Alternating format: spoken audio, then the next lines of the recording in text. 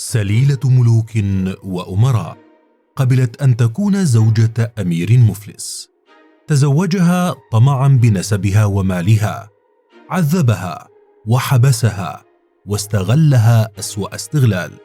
3 رصاصات من أخيها لزوجها أنهت زواجها لتنتقم من الأمير فؤاد شر انتقام بابنه الملك فاروق. الأميرة شويكار من هي؟ كيف عاشت معاناة كبرى مع الأمير المصري فؤاد؟ وكيف انتقمت منه بابنه؟ سليلة الملوك.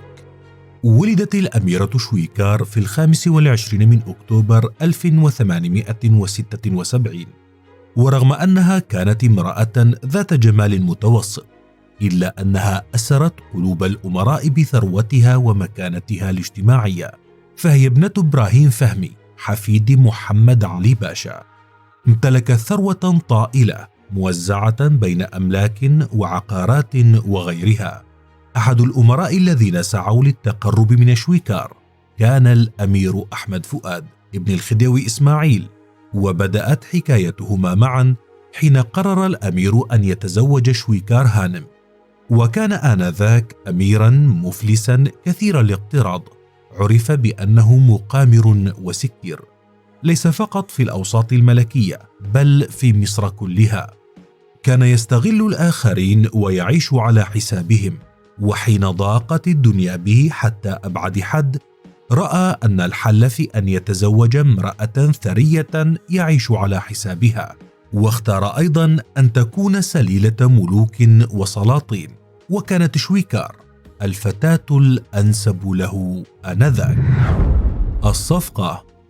تمت مراسم زفاف الأمير وعروسه في 14 من فبراير 1895، وقد طلب الأمير أن يكون مهر زوجته مؤجلا فوافقت، وأقيمت للعروسين مراسم احتفالات بسيطة في قصر الزعفران، واقتصر الحضور على المقربين، وذلك بسبب الحالة الصحية السيئة للخديوي إسماعيل آنذاك، الذي توفي بعد الزفاف بأسبوعين تقريبا.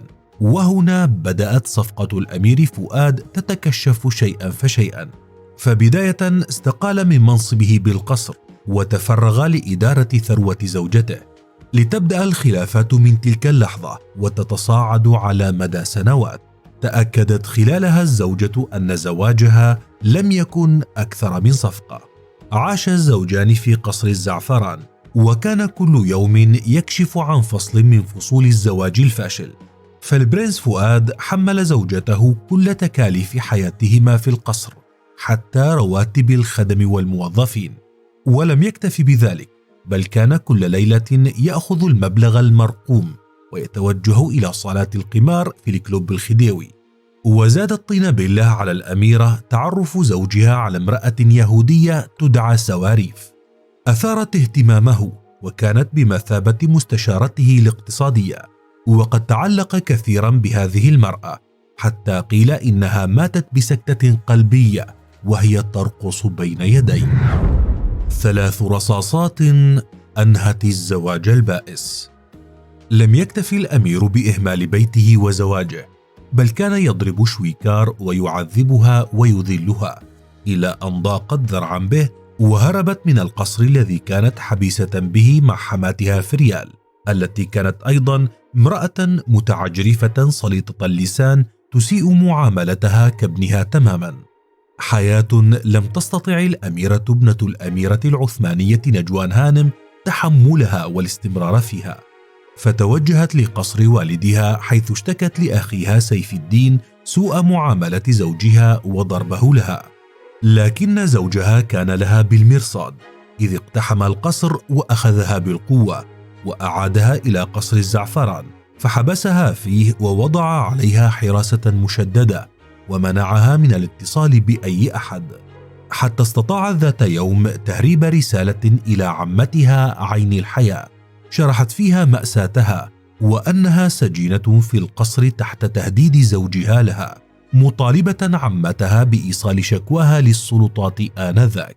وبالفعل بدأت العمة بالتحرك لمساعدة ابنة أخيها، إلا أنه حدث ما لم يكن بالحسبان.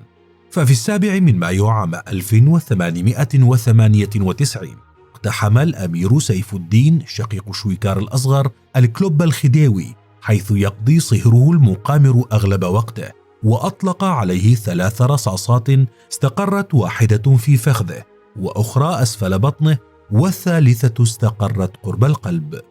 وكانت الرصاصات ال3 طوق النجاة لأخته من جحيمها مع الأمير فؤاد الذي طلقها بعد هذا الحادث. وكان قد أسفر زواجهما عن طفلين، إسماعيل الذي توفي وهو صغير جدا، والأميرة فوقية. الانتقام. وقع الطلاق بين شويكار والأمير فؤاد قبل أعوام من أن يصبح ملكا لمصر، وقد تزوج بعدها الملكة نازلي التي أنجبت له ابنه وولي عهده فاروق. ولم تنس شويكار أبدا المأساة التي مرت بها مع فؤاد، فقررت الانتقام منه بابنه، فقد كان قلبها ممتلئا بحقد دفين لم تستطع السنوات محوه.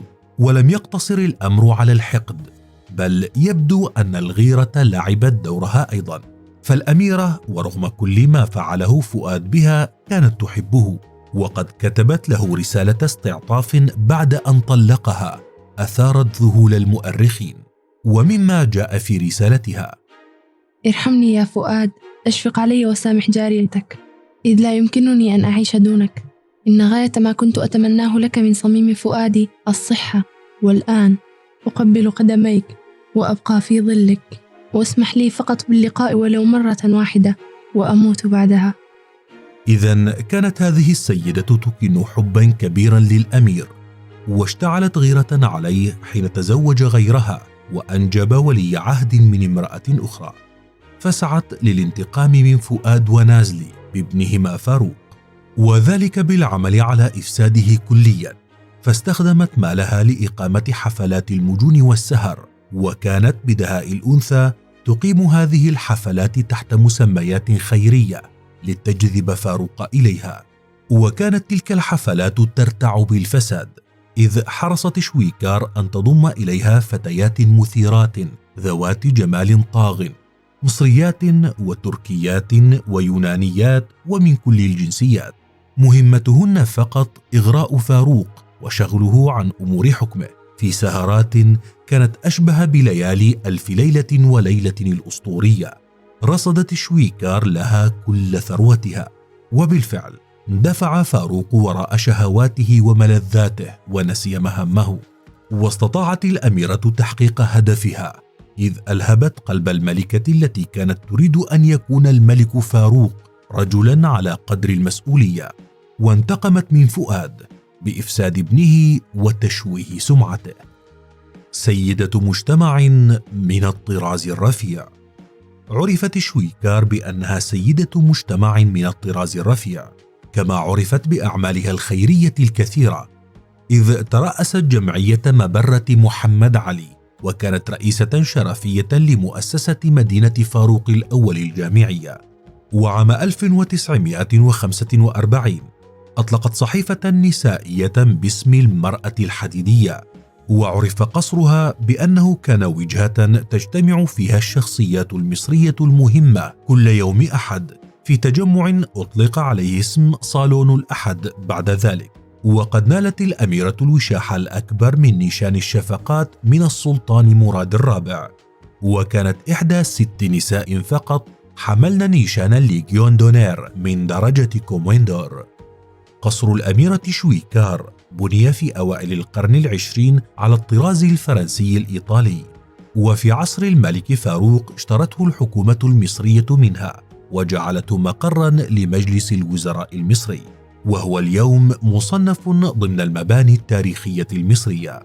أيضا عرفت هذه الأميرة بغرامها الكبير بالتحف النادرة التي لم تبخل عليها بأي ثمن، كذلك كانت تدفع المبالغ الكبيرة لتزيين قصرها بالرسومات الفنية على يد كبار الفنانين الفرنسيين.